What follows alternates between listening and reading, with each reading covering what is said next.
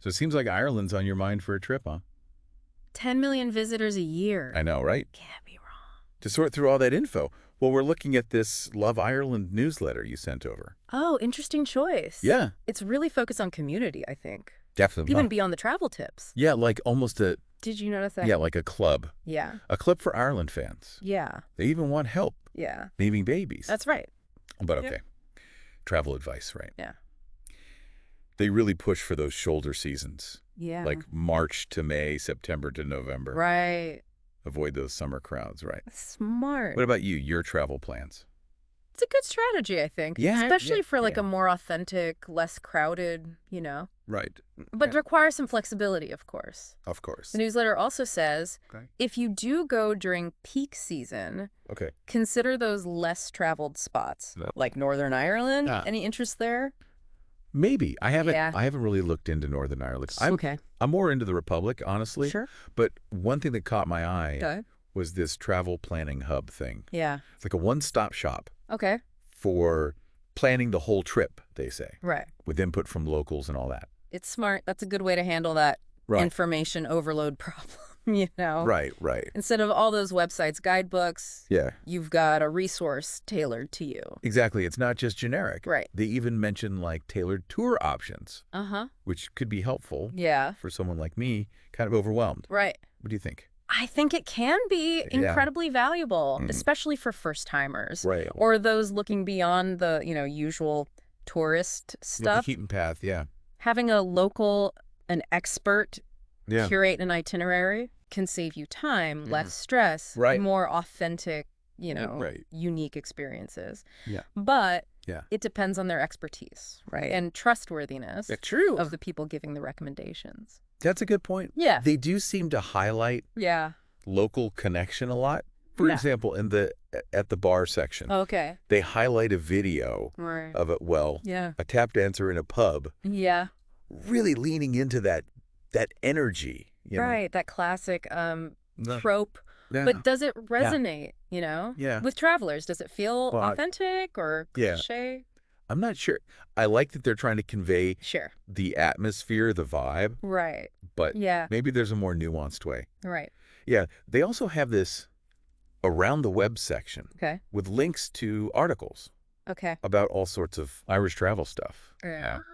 One about hidden waterfalls, Okay. another about County Wicklow, the Garden of Ireland. Curating content like that Right. from other sources Yeah. is a good way to add value Yeah. and show off their knowledge, right? Right. It positions them well. Exactly. I Like love that. the Ireland experts, Yeah. speaking of resources, Yeah. they have a premium version Oh, of the newsletter interesting. with even more content, travel Yeah. deals. That's smart. Yeah. It lets them reach a wider audience Right. while giving extra value to Right. those, Yeah. really invested. Yeah. So it seems like a good balance Yeah. between the free and the premium. Yeah. They also have a section on Okay. experiences likely to sell out in 2025. Oh, wow. Do you think that's Yeah, for sure. valuable to include? For someone actually planning a trip next year, that's important. Right. Emphasizes the need to book ahead, Uh-huh. maybe sparks some urgency. Yeah. But it could also create anxiety for some who Right. aren't ready to commit yet. True. Yeah. And then they follow that up with Okay. a from social media section. Okay. Showcasing, Yeah. stunning visuals Oh. from Instagram, YouTube. Visually driven content Mhm. can be Yeah. really powerful, Yeah. especially for travel. Yeah. It lets people see what they could experience, Yeah, It yeah. sparks that wanderlust. Yeah. But it's important to make sure Yeah. the visuals are authentic, Yeah. Of course. representative, not just staged Right. or over-edited. That's a good point. Yeah. Speaking of visuals, Yeah. they have this Irish food you will love section. Okay. This issue features Hmm. an apple and Jameson tart recipe. Huh. That's an interesting combination. Right. It is. That's pretty unique. It is. It's interesting they chose to highlight Yeah. a modern kind of twist, right? Right. On traditional Irish cuisine. It speaks to the evolving culinary scene, I think, Right. which might appeal to a wider range of Yeah, more palates. palates. Yeah. Right? Yeah. Good strategy to showcase the diversity, right? Yeah. Of the food scene. Right. They also mention avoiding crowds, like we talked about earlier. Right. They say even if you go during peak season, exploring those lesser-known regions might help. They mention Northern Ireland again. Yeah. Do you think that's a fair comparison? I mean, considering the differences between the North and the Republic. A complex issue, yeah. Yeah. From a purely practical standpoint, like travel, Northern Ireland does have amazing scenery and fewer crowds. Yeah. But it's important, I think, for travelers to understand, the nuances. And be respectful of the region's identity. Yeah. This newsletter seems to kind of they're gloss over that. Framing it as just another... Yeah, just another thing to check off on the Ireland checklist. Right. Which brings up, I think, a bigger point. Yeah. How effective is this newsletter at, acknowledging Ireland's complex history? Right. There's definitely a tendency toward, the idyllic in travel marketing. Right. And to be fair, Ireland does have a beautiful landscape. Yeah. Rich culture, right? Yeah. But I think responsible travel involves understanding the good and the bad. Complexities of a place, the challenges. Right. Alongside the charm, right? Yeah. This newsletter so far is light on that. A little light, yeah. Yeah. They do mention the unpredictable weather, though. Right. Encouraging people to pack for everything. All conditions. And see those showers as part of the charm. It's practical advice, no doubt, but could also be interpreted as downplaying a potential frustration. Right, like being caught. Getting caught in a downpour. Without the right gear. Yeah. Isn't always charming. Not always, especially if you had outdoor stuff planned. Right. Good point. Yeah. They do offer a specific tip. Okay. Always carry. Always have a small umbrella. An umbrella. Or a raincoat. Okay, yeah. Moving on. All right. They have a section okay. on those must-see landmarks. Okay. Cliffs of Moher, Giant's Causeway. Yeah. Pretty standard. Standard, yeah. But I think there's value in acknowledging those iconic spots. Yeah. For many travelers, those are the images that first got them interested. Their interest, right? Yeah. It's a way of, meeting expectations, but also hopefully guiding them toward those the lesser known experiences. Right. They do seem to be trying to strike that. It seems like it. Balance. Yeah. They also mention experiencing those vibrant cities. Okay. Highlighting Dublin, Galway, and Cork. Right. And they focus on... Just stands out to you. I think they focus on the unique atmosphere of each one. Right. Dublin for its literary history, lively pubs. Right. Galway for its traditional music. Right. Colorful streets. Cork for the food scene. Yeah. Friendly locals. A good snapshot. It's a good snapshot without getting too bogged down in the details. Yeah, and then they shift to immersing yourself in Irish culture. Okay. Recommending, attending traditional music sessions. Okay. Learning some basic phrases. Right. Are those genuine or just playing up the stereotype? I think there's value in both. Okay. Yeah, it is catering to that certain image. The image, yeah. But those are also genuinely enriching experiences. Right. A lively music session in a local pub can be incredibly memorable. Yeah. And even a few basic phrases can make a difference in your interactions. Of course, of course. With locals? That's true. They also touch on Gaelic games, mentioning hurling, Gaelic football. Right. Do you think that would appeal to the typical tourist? It could be a niche interest, yeah. Yeah. But for someone looking for a truly unique experience, attending a Gaelic games match could be really exciting. Yeah. It's a way to connect with a different side. Different side of Irish culture. Irish culture beyond the usual jurisdictions. They also emphasize exploring Ireland's natural beauty. Right. Suggesting a scenic drive along the Wild Atlantic Way. Okay. Or hiking in the Wicklow Mountains. I think they're hitting the highlights well. Right. The Wild Atlantic Way. Yeah. With its dramatic coastline. Yeah. And the Wicklow Mountains. Right. With their rolling hills and waterfalls. Yeah. Offer a good contrast. Right. They also mention Ireland's gardens. Yeah. Which might appeal to A different kind of traveler. Different type of traveler, yeah. And they wrap up that section with a general encouragement to seek out Find those. hidden gems. Hidden gems. And off the beaten path. Off the beaten path.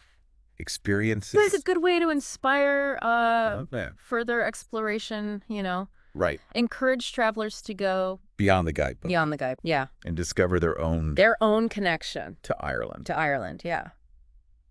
But it would be helpful. Yeah, I think so too. If they provided some concrete examples. Yes, some examples. Resources, right? To help with that. To facilitate that discovery. Yeah, I agree. Yeah. Move on. All right. To more practical planning tips. Okay. Starting with booking flights. Right. And accommodations. Yeah, pretty standard. In advance, yeah. Advice, but important to emphasize. Yeah. Especially if you're traveling. Peak season.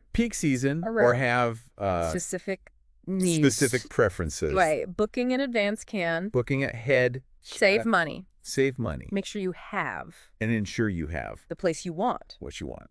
They also touch on different ways to get around. Okay. Renting a car. Public transport. Guided tours. I notice they don't really give any recommendations. They don't? On which is best. It depends. Do you think they should be more? It depends on who they're talking to. Like prescriptive. Yeah. Or is it better to... The target audience. Yeah, to leave it open. Right. For some international travel. International travel. It's also important to be aware of any fees associated with...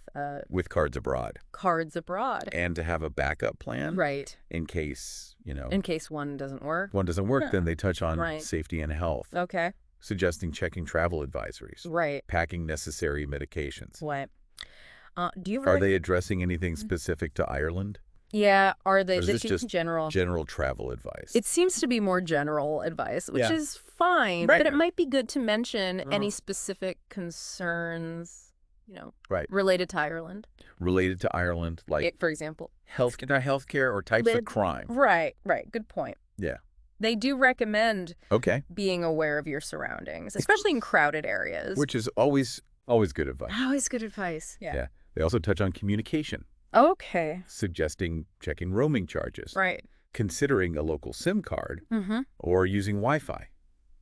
Practical thoughts on that. It's practical advice for staying connected. Staying connected. It might also be good to mention availability of public Wi-Fi and any, you know, specific apps or services for travelers. For travelers. That might be useful. Right. Yeah. They do mention downloading useful apps, like translation apps. Right. Maps. Transportation apps. Sure. Should they recommend specific ones? I think it's a... or just leave it open. It's a balancing act, yeah. Yeah. Recommending specific ones can be helpful. Right. Especially if they're... Reliable? Well-rated. Yeah. Reliable. But it also can... Right, but it can limit choices, and maybe not align with everyone's... needs or preferences. Yeah, perhaps a combination. A combination of general and... General and specific? Specific would be ideal. Ideal. That makes sense. Yeah.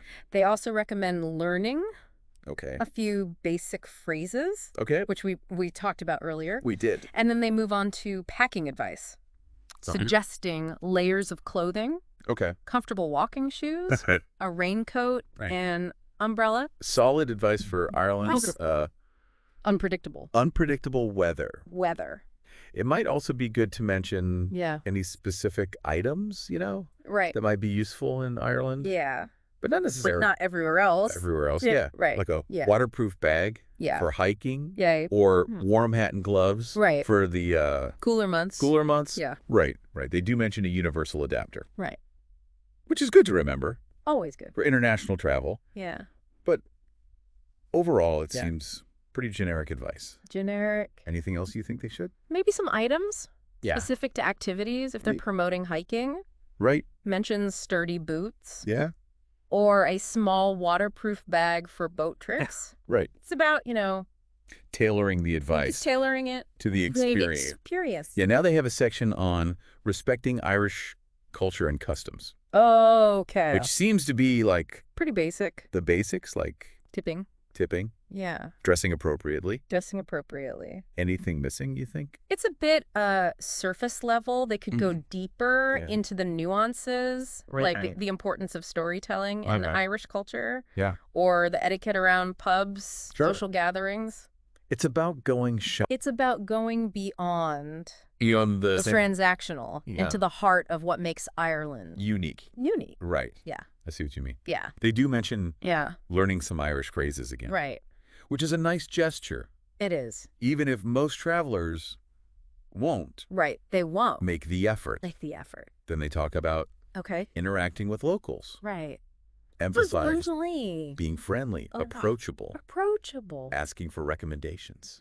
Yeah, do you think that's realistic? Is that realistic? Given the language barrier. I think it's about fostering a spirit of openness, curiosity, which can go a long way. Yeah.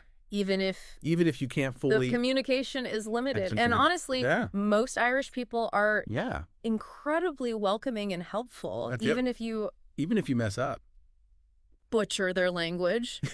That's good to hear. They also suggest attending local events and festivals. Right, which is always a good way to... A good way to experience the culture. Experience the culture. Yeah. Oh, authentically. More authentically. Yeah. And then finally, they wrap up with experiencing the best. The best. Of Irish food and drink. Irish food and drink. Right. That's a must. A must for any visitor. Yeah. They highlight traditional dishes. Right. Like Irish stew. Yeah. Soda bread. Which are good. It's starting point. Good starting points. They also mention... They do. Fresh seafood.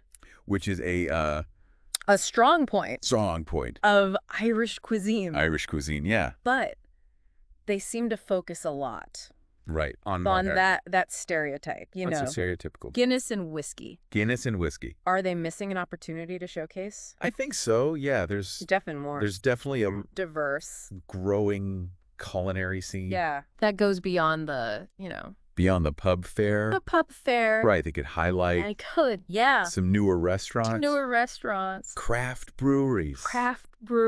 Artisan food producers. It's about acknowledging the evolution of Irish food culture. Right. While still honoring its roots. It seems like. Yeah. They're striking that balance in other areas. Yeah, they are. But maybe not so much here.